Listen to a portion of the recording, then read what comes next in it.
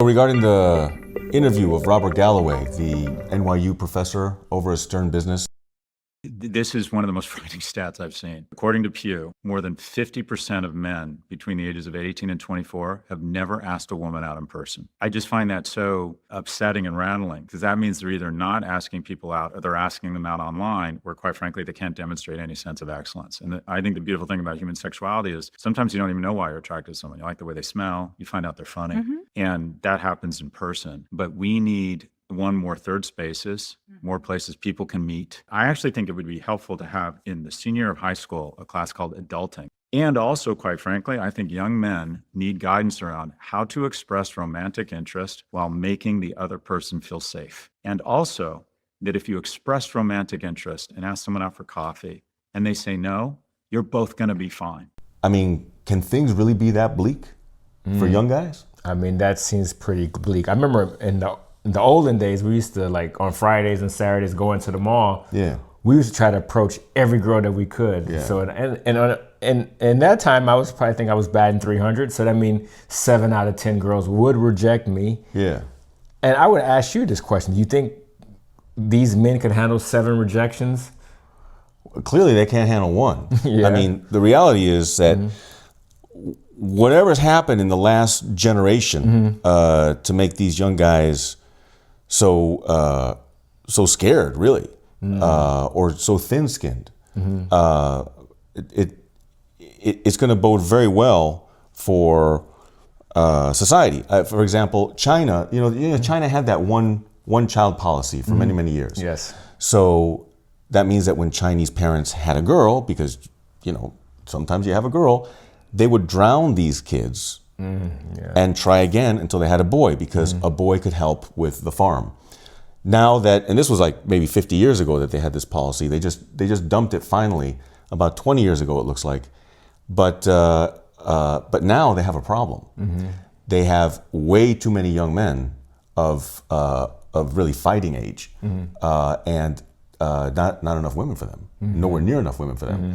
And that's a very dangerous situation. That's why China changed it, because if you want to guarantee that you're going to have a civil war at some point, just make sure you have 2, 3, 4 generations of men who can't reproduce, who can't even get a date. So all that pent up frustration, a very unhappy, physically powerful population, that's not good for society. So what do you think is going to happen here? I think a couple of things. I think there is a definite emasculating of men in overall society, or maybe I'm going to say emasculating of men, but what is traditional thought of as men approaching women and being assertive toward women, that's been somewhat emasculated. What do you think? I think for a lot of reasons. I think our society, our world has shifted. I think we used to live once in a time where our society was very physical, and you need to go to war. You need men to go to war, and then men overall, generally speaking, are physically stronger. You need men to protect. You need men to do all these things, and so being physically stronger had a high premium in our society. Yeah. But now that premium, and that's not needed as much, because we're in a much more advanced society. So maybe the attributes that women have cultivated over the years, such as being able to socialize and harmonize with other women and to get things done, maybe that's perceived as being more valued in today's society. But also, I think it's the emasculation is also happening with the big tech companies, and I think I will listen to some of Galloway's stuff. He talks about it. They're promoting for men to be attached to porn or addicted to porn, addicted to weed, addicted to video games, things that physiologically lose that testosterone, lose that motivation to be what is quote unquote a traditional man, a trad man, of being able to be assertive and to approach a woman that he likes. So I think there's a couple factors going on. I think overall our society is becoming much more feminine, and B, I think he's right. These big tech companies, I don't know if they intentionally done it, but unintentionally or intentionally done it, they have put so many vices out there for young men that they lost the urge and the need to actually, or the desire to actually approach women physically. Yeah, I see that. I see that. I mean, well, what would happen?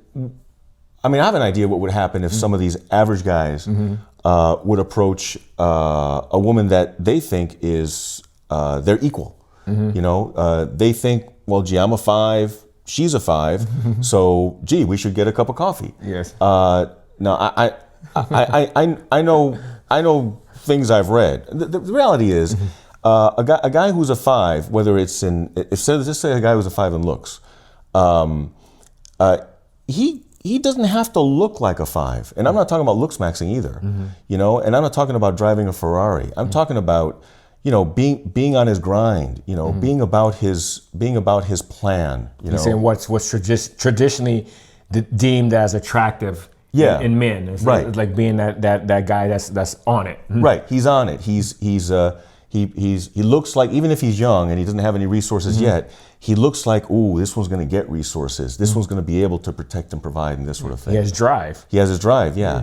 You know, a lot of women say they're not looking for that kind of thing anymore, but then on the dating apps, 8 out of every 10 women are going after the same 2 out of every 10 men. I mean, they'd rather be a roster chick for one of these 2 out of 10 guys than to date a guy who's really her equal. Because the reason she becomes a roster chick is because, you know, like the second or third choice or fourth is because even the first choice, she still has to be rotated out for the second and third to come in.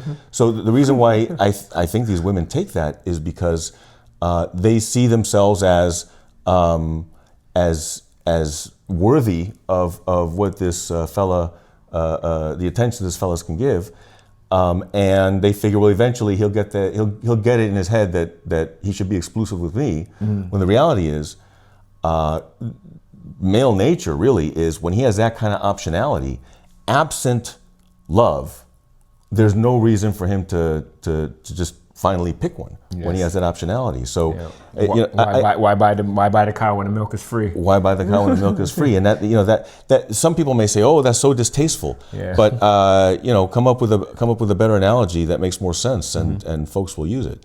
But I think if one of these 5s, even if he was on his game, on his grind, you know, he comes from a different path, but he's a 5. If he walks up to a 5 and starts chatting her up, no matter how confident he is and all these sorts of things, there's probably a pretty good chance that she's not going to want to give him the time of day, at least not publicly, because he doesn't seem to fit what she thinks maybe her girlfriends would think, or maybe she thinks, well, gee, I don't want to settle for a guy that looks like this, or a guy who's, yeah, sure, it looks like he's going to, you know, do really well for himself, but right now, you know, he's still in the building stage. So, you know, I'm thinking that these girls may not even give this guy the time of day, even if he did muster up the courage, even if he was the one guy in who knows how many that actually walks up to a lady. Okay, so now it's this new thing that's kind of like trending on the internet. Is like a lot of these women, and some of them aren't even, you know, quote unquote 10s or 9s, they're more like 5 and 6.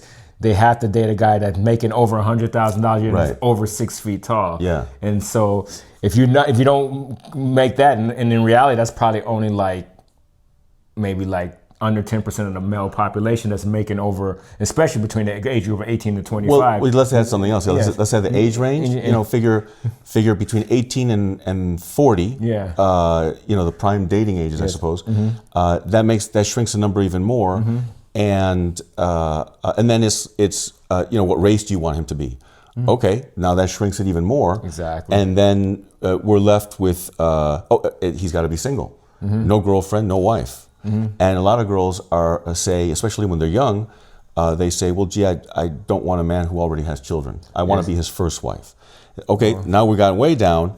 I don't want him to be more than 5 years older than me. Okay, now we're cutting it even more. Yes. And we're looking at a sub 1% match. And that's legit. There's actually search engines, and maybe we can put one in the notes, that actually you can calculate that, you know, based on census. What percentage of men actually meet this profile, and most of the time it's sub 1%. What's the future of women when it's going to be sub 1% for the kind of man that they think is their match? Well, I think it's going back to what social media is doing, not only to the young men, but they also doing to the young women.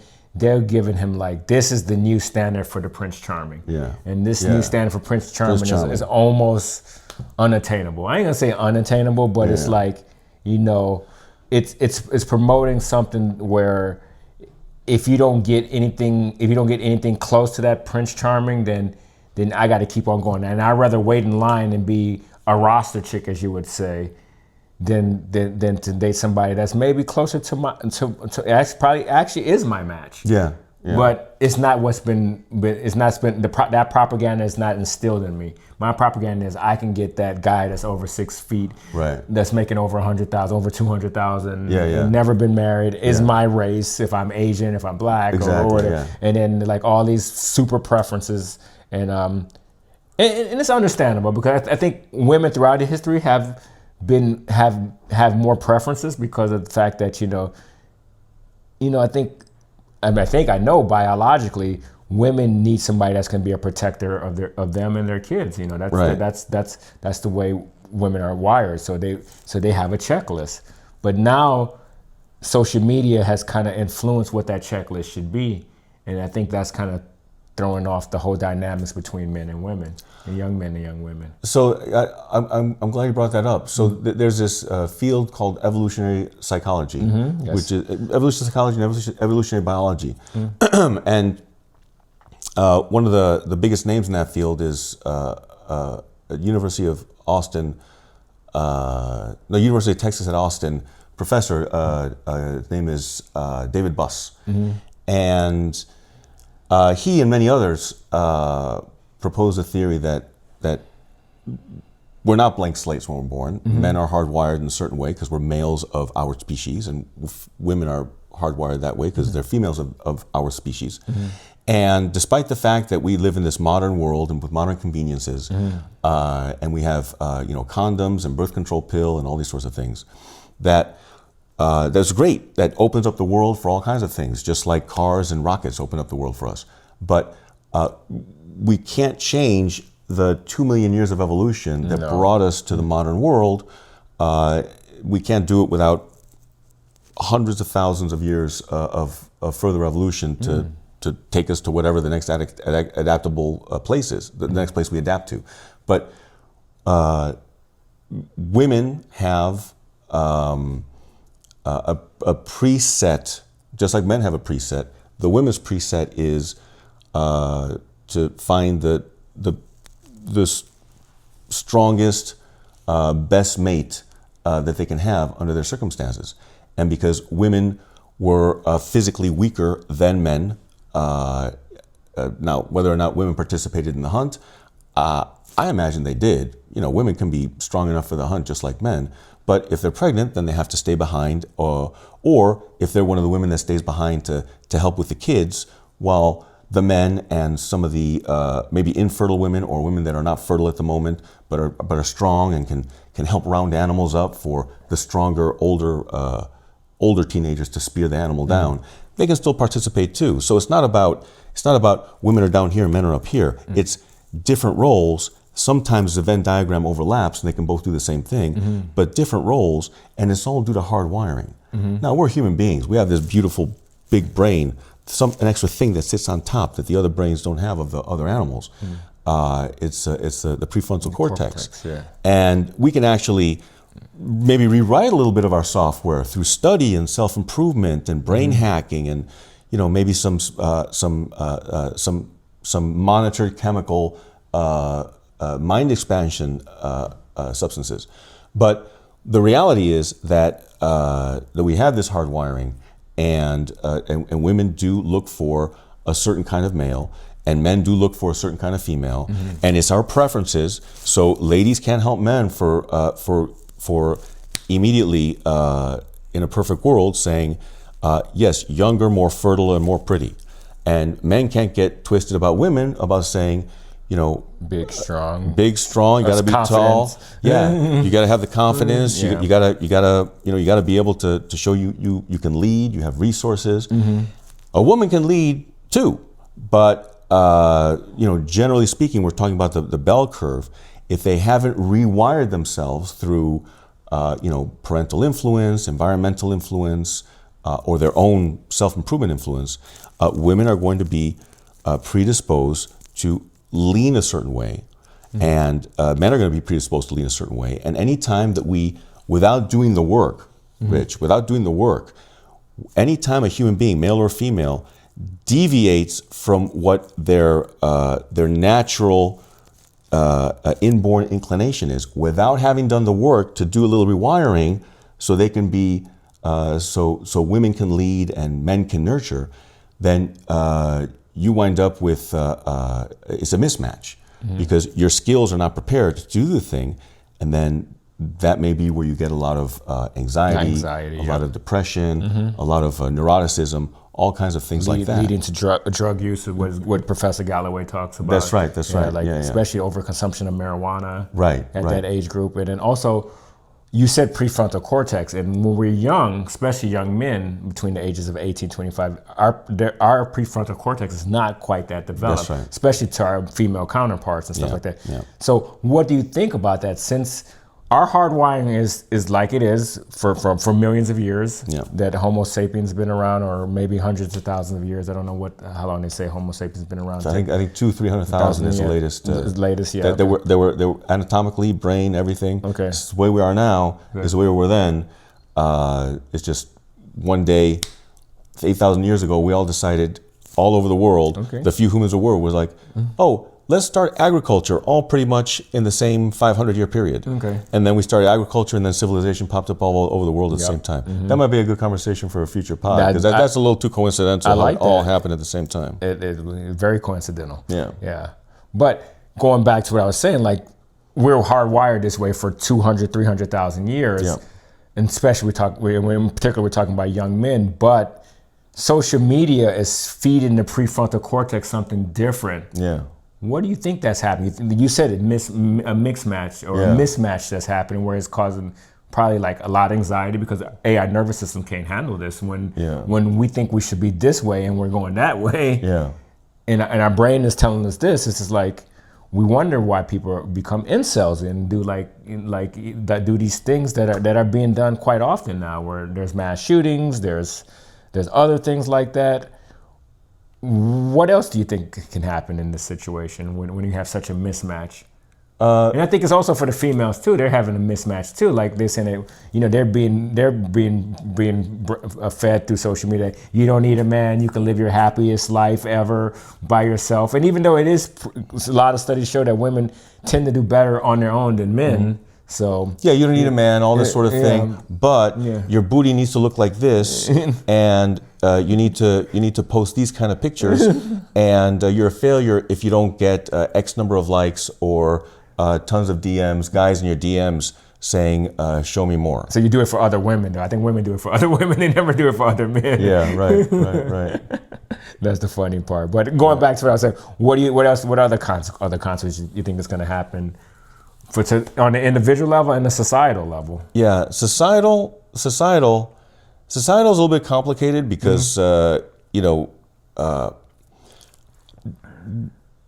most of the folks that are in AI in any significant that are in it in a way that they can know, as well as anyone can know, where things are going and the timeline is going in.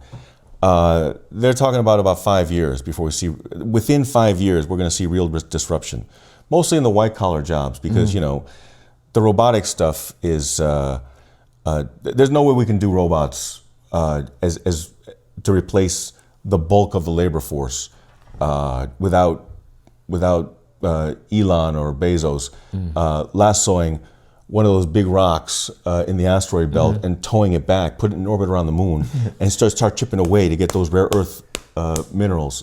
Because there's just no way we have enough material that we need for 50 million robots to start. That's just not going to happen. But the white collar stuff, the AI stuff, we can have godlike AI in 5 years, which means that and no one can cheat on their taxes. You only need one person working for the IRS. That's it. That's right. That's right. All you need is somebody monitoring the machine. It's almost like There was this movie about women in NASA, black women in NASA, mathematicians, hidden figures, where basically their job was to design the punch cards and to put the punch cards in, to do the math, to decide what needs to be in the punch cards, and then put the punch cards in and let the computer do the computation. So but before that, you would have needed auditoriums full of people, crunching each a little part of the numbers, and then another auditorium full of people starting to assemble them like a jigsaw puzzle. Whereas now you just need to have like a room full of people designing these punch cards, putting the punch cards in, and then the computer does the work of those 2 or 3 auditoriums full of people in different stages. So we may be at the stage of the mainframe with the punch cards, where we can reduce the staff by maybe 90%, and then just have a few people making sure that the AI is being serviced properly. I mean, so that might be what we have coming up in the next 5 years. So that might be the great. It's almost like you have a bunch of kids fighting on a field, and one of them is about to pull out a chain, and little kids, one of them is about to pull out a chain, his bike chain, and start whacking people with it because he wants his guys to play on this field, and this other rival neighborhood kids want to play on this field. And then suddenly there's the nastiest thunderstorm that ever starts, and a lightning bolt hits a tree maybe 50 meters away. There's going to be no fight. Both those groups of kids are going to bolt. And that might be what the AI thing does. So I think we almost get a free pass in the next 5 years. But what's going to happen in the next 5 years? Well, the more women dig their heels in and think that they deserve everything on this checklist with the optionality that the man that they want has, is just as absurd as the equal number 5, who is DMing these women who are in beauty terms out of their league, and they don't really have anything to offer. They're not on their grind. They don't have anything to say. Hey, I like your pictures. Why don't you check out who I am? And if you like who I am, we can have a virtual coffee together. But they don't. If they're not on their grind, if they're if they have Cheeto dust on their chest and they're playing the video games in their mom's basement, then it's absurd for them to think that they're going to get any love from folks who are in a different place, who have different optionality. It all comes down to optionality. It does, yes. If you're playing basketball and you can either take a really bad 2, or you can take a clean 3, or you can take a layup, then you're going to go for the clean 3 or the layup because those are your options. You're not going to take the less good option, which is a contested deep 2. That's a bad shot. So unless you're Russell Westbrook. That might be his best shot, unfortunately. But no knock on Russ. I actually like him as a player. I like his heart. But what do you make of that? These young people, both males and females, they need to be dipped in the lake reality and say, hey, why don't you look at your reflection in the lake?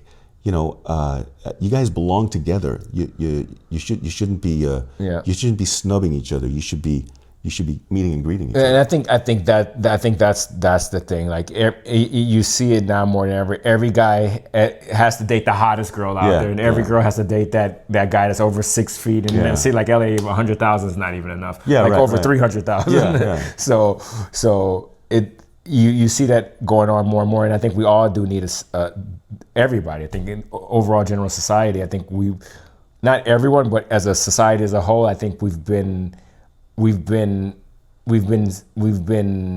seeing a false reality, and we're thinking of it as a real reality. Especially with the social media. The social media shows our friends and families, ex-boyfriends, ex-girlfriends living the best lives ever. Right. But that's not their reality. And they actually have these reels where they do it, where it's like Instagram versus reality. So they do it 2 parts. The first Instagram is like you're chilling at like some crazy hot springs in Santa Barbara. In reality, it's a small little dirty bot pit that it's like 50 people trying to get in one little thing. And that's what's going on. It's like people are thinking it's curated. It's a curated image. It's a curated image. People think these curated images are real. And with like the pornography. And not only men are indulging in pornography, women are indulging in pornography too. Yeah. And then but in a certain way, they're getting that need taken care of, even though it's a very superficial taking care of that need, like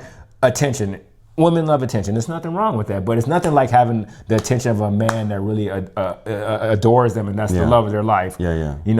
But they think getting likes on a poster they took doing booty squats with their booty shorts on. Yeah. They kind of equate that to that same level of attention, and it's not that same level of attention. And it's like men looking at pornography for 5 hours or spending $1,000 OnlyFansing a chick. They equate that as to intimacy, but that maybe at some basic level it gives them a glimpse of intimacy, but it's not intimacy. Okay, so the women are imagining greater intimacy when they're dating a guy who's got a roster, who's out of their league. Yeah. So they're imagining that they have greater intimacy with him than they do, and the guy is imagining he has greater intimacy. He does. Not the guy that they're chasing, but the guy who's their match. The number who's also a 5. Yeah. He's imagining that he has greater intimacy with this OnlyFans content producer, because he sends her money and she messages him and does a little dance for him online. Yeah. Okay, so why do they do that? Who does? The males and females. Why do these young men and women do that? Because it's kind of like having a dog. It's unconditional love, unconditional attention, unconditional physical affection. Oh, you mean from? Well, the only condition is you got to post something for the women, and for the men, post something for the women. The only condition is you got to post something provocative on Instagram, and for men, the only condition is you got to put your credit card in. You got to put your credit card in, or for some people, just go to Pornhub. Okay, there you go. Okay, so but it's not the same level of of conditions that you have when you have a girl that you're in a relationship for years. That sometimes she might be just upset or whatever, and you have to deal with that, and you have to you have your own stuff that's going on, and So you're saying these young guys don't even want the women who are their equals, even if the women who are their equals would have them. I think people are just become so lazy because they want something that's super convenient. Yeah. And then that's kind of like we're looking for a pet, but in the odd twist of things, we're becoming the pet. We're becoming domesticated pets, like a domesticated dog. Right. So instead of going for the woman that you want in life, you'll just take porn or OnlyFans chick. Right. So what's the reason why these girls though are choosing to be on some guy's roster instead of really playing game theory? There was there was this movie with Russell Crowe. It was on a fellow by the name of Nash, who A Beautiful Mind. Yeah, who was the creator or the popularizer at least of game theory, and he was brought into the Pentagon to help them out, and that's where we got our game theory strategies of mutually assured destruction with these nuclear weapons. But in The Beautiful Mind, there was this great scene where him and his buddies are at a bar, and they see a group of women who are about the same number as them, and there's one that's just a flat out knockout, and the others are attractive, but there's one that's just a real beauty. So Russell Crowe, he does this calculation and decides that he's going to he's going to not pay attention to the most beautiful girl, which is really the one he wants. They all want the beautiful girl. But he knows that everyone's going to go after the beautiful girl. The beautiful girl is, at best, only going to pick one of them. That means the other 4 guys are now going to have to pivot to the other girls who do not want to be second choice. They'd rather go home alone and take care of themselves their own way than take one of these fellas home when they're his second choice. So Russell Crowe goes straight to what his second choice is, and great success happens. So why don't these fellas and ladies buy a clue and go with something that's closer to their to what they bring to the table, and have a great relationship where they don't have to be rostered or they don't have to pull out the credit card. Well, I think there's two things that's going on. I think people don't truly understand what their value is because we would think that they're Kardashians by some kind of weird way, or they think they're LeBron James in somewhere. They're vicariously living through those people. Sure. And the other thing is, like you said, it's called game theory, and the only way you're going to get good at a game is with practice. Right. We're out of practice when it comes to those type of things. We're out of practice. Yeah. There's no practice between men and women. Well, first of all, where do men and women meet? Young men and women meet now. Unless you go to a club, you plaster, you can't really talk to a woman in a club. And then every woman at a club is attracted to the guy that does have the bottle service, that does have the Ferrari parked in the VIP section or parked in valet. So of course they're signing up for the roster. They're signing up for the roster, roster role. Yeah. So that's even promoting that even more. You date online. Online is it's the same thing. It's like you said. These chicks, like a what we want to quote a quote unquote 5 or 6 woman, is probably getting DM'd she's getting hundreds of times. She's getting DM'd by celebrities and by everything. By people. Or swipe right or people. People have millions of followers. Exactly. It's like, why not? It's true. It's a guy. The reality is, and I don't know that everybody knows this anymore. Yes. What the reality is? The reality is that a man has an inclination to, for lack of a better term, spread his seed far and wide. And what physical evidence do we have here? Well, number one is the entire animal kingdom bears this out. And number two is when each ejaculation generates between 1 and 300 million individual sperm, and he can do this several times a day as a young man, then that just goes to show you anything that you can do 1 billion times a day, anything you can produce 1 billion times a day, like if we could earn $1 billion a day, then chances are the dollar has been grossly devalued because you can't earn 1 billion of anything in a day. So are we really talking about something that's been so devalued that like male sperm, for example, because you can do 1 billion of these a day, that has much less value. So who cares about Johnny Appleseed? Because if this guy gets run down by a wildebeest, there's always another Johnny Appleseed that's going to generate 1 billion a billion gametes per day. But a woman produces typically 1 egg per month. And as soon as that egg gets fertilized by one of these billions upon billions of gametes that are released by her partner on any given month, then she's out of fertility action for a year while she carries a baby and then nurses a baby and then regains her fertility. So that goes to show you that the value of the human egg is immeasurably more valuable than the value of the human sperm. So women have a greater, absent the law saying you, sir, must pay for the next 18 years for that child. Absent the law, women have faced a catastrophic risk if they pick the wrong fella. One who's not going to protect and provide and climb in status in the small tribe and become somebody important in the small tribe rather than somebody who's marginalized and maybe mocked a little bit because he can't hunt so well.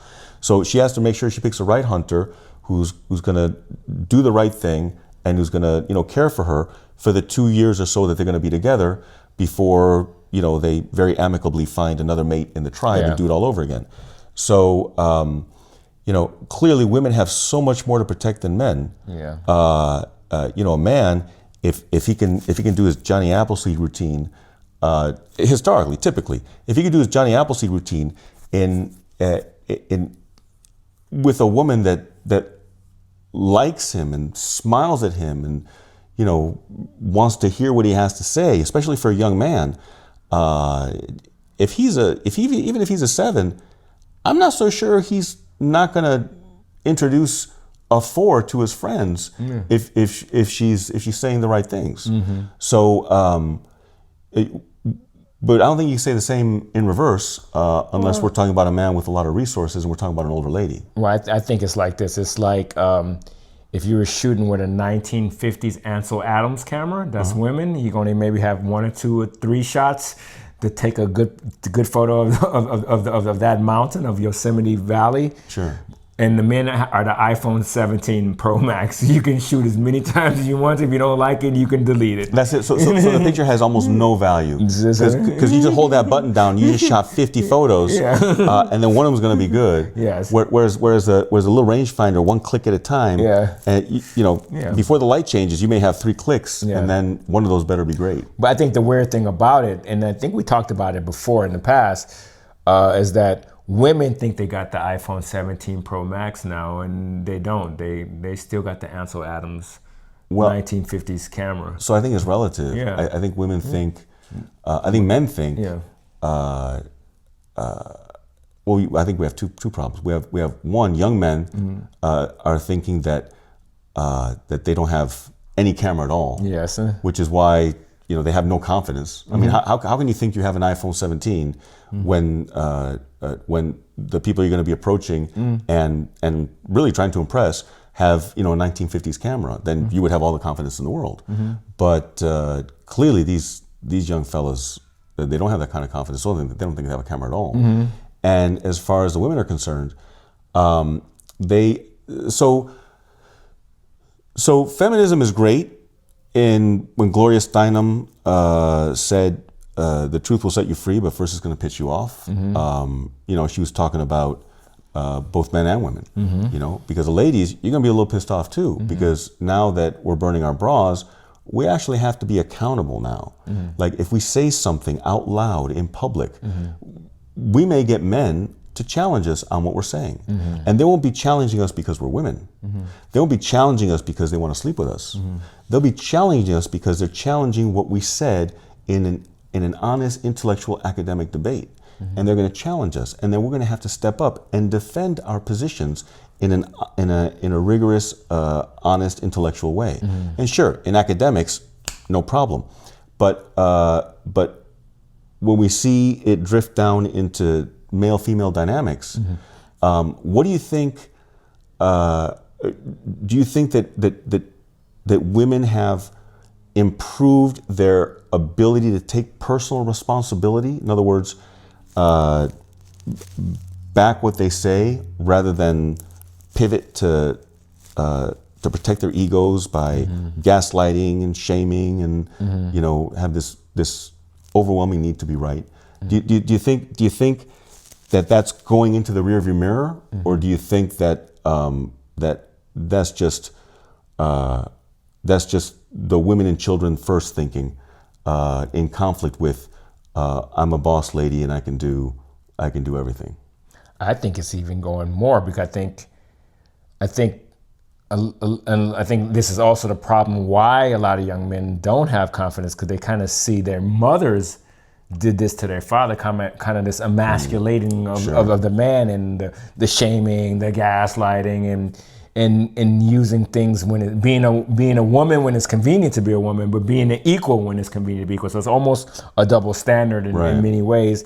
And so you're a young man that's 18, 19 years old, and you saw your mother put down your father all the time, and he worked this job, he had no confidence, and and then it continues. I'm not saying all families are like that, but sure. but that's much more commonplace now than ever. Yeah, this emasculating of men, and it's like in the broader, in the commercials and stuff like that. You see these commercials, it'd be like a commercial, but like, oh, Johnny, get the thing. Sarah, get this. George, you just sit here and just watch the phone. They make the man like, okay. Yeah. He's incompetent. Yeah. But the big question is no one can ever really take your power. You have to sign it over. You do have to sign it over. Like if somebody's waterboarding you, or if somebody has you hanging from your ankles, and they're saying sign over your power, then you might want to do that, and then you can be the guy in the commercial that's incompetent and doesn't know how to do anything because you signed it over under threat of real harm. But these fellas aren't under threat of real harm. They're not, but I think that's the dynamics, the sneaky dynamics of propaganda. But how are they giving up their dynamic. power, though? I mean, if they got power. They give it up slowly. Yeah. They give it up slowly every day, every moment, every day.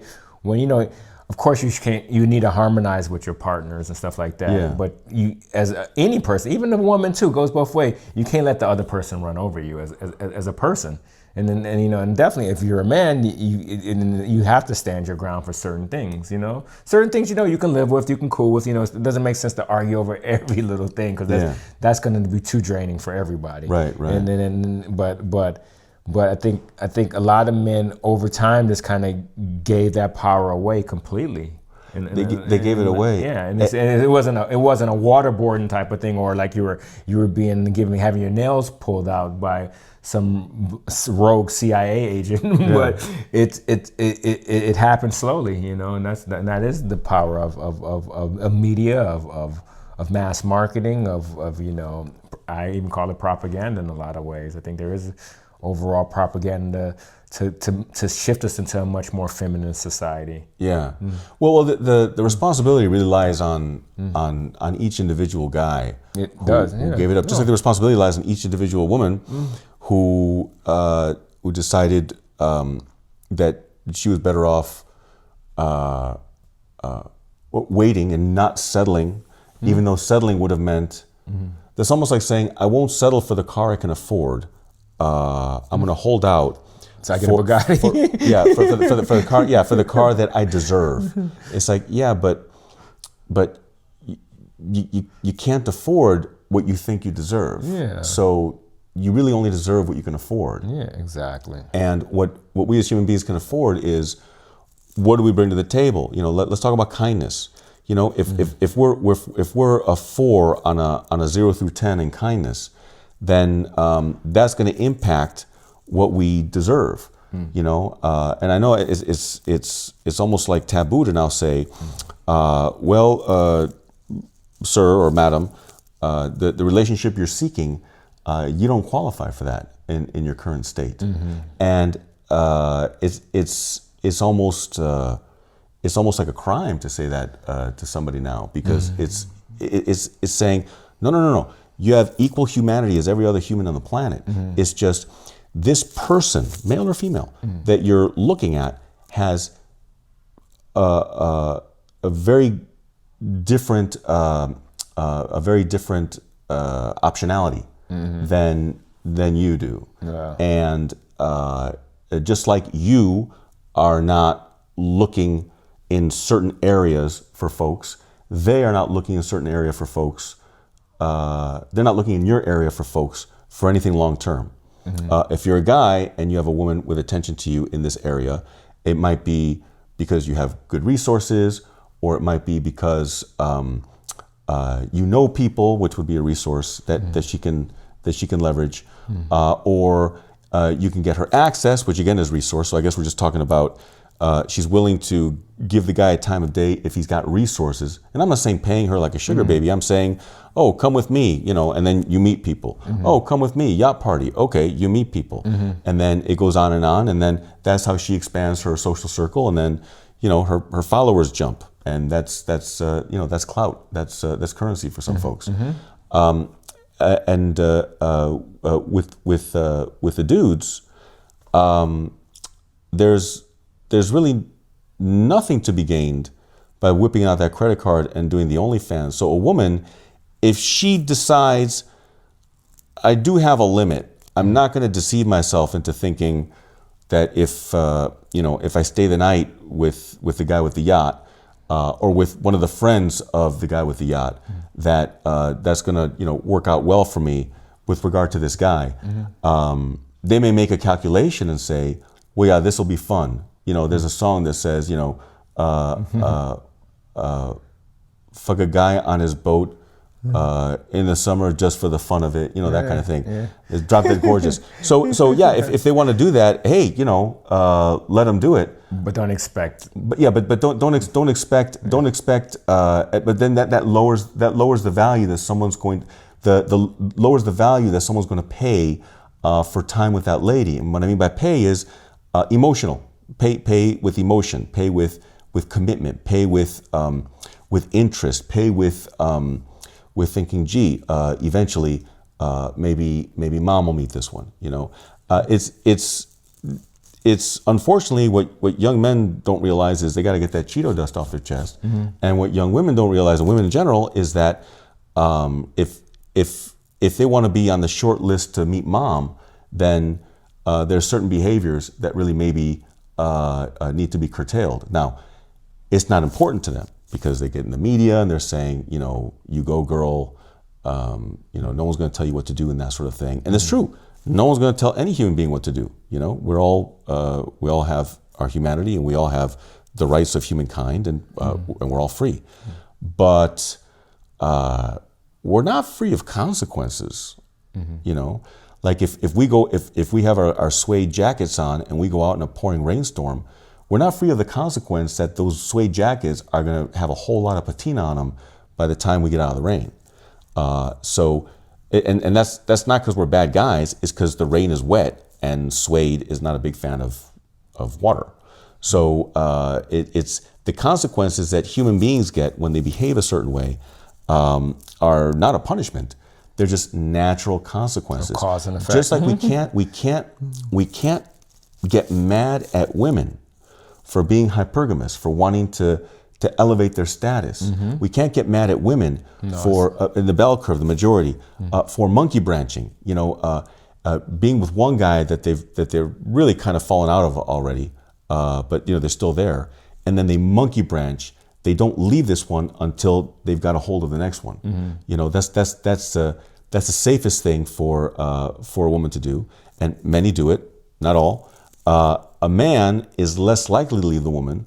Therefore, there's no monkey branch for him, and that's not something he would do anyway because it's just not generally in the male way. Sure, a man might cheat just like a lady, but as far as monkey branching, not letting go of this lady until you grab the next one, it takes an awful lot for a man to walk away from a relationship if he's invested time into it. You know, for a woman, as we all know, I mean, it's biology that having an orgasm with a man is an instant bond situation for her. Now, many don't. So you know, before people get crazy, many women don't bond. But that's got more to do with a learned behavior to have detachment. It's like sex through detachment, love through detachment, a life partner through detachment. You know, that's something that it looks like some women are trying to integrate into their plan. And I think what many of them don't realize is that whereas women, just biologically, because of the hormones that are released, because studies have been done, they release oxytocin when they orgasm, whereas a man, so they bond afterwards, whereas a man gets a whole other flood of neurochemicals after an orgasm, but that does not bond him. What bonds a man chemically, what bonds a man with the chemistry in his head is time. If he's invested time, and the only way a man's going to invest time is if he feels like if he's doing something that'll raise his confidence. What raises a man's confidence? Being of service. If a woman is looking at him and saying, "How do I do that?" and the man says, "Well, you see, Betty, this is how you do it," and then she says, "Oh God, that was thank you so much," and the man is thinking, "Wow, Betty's really attractive," and actually Betty looks more attractive now that the gentleman helped her.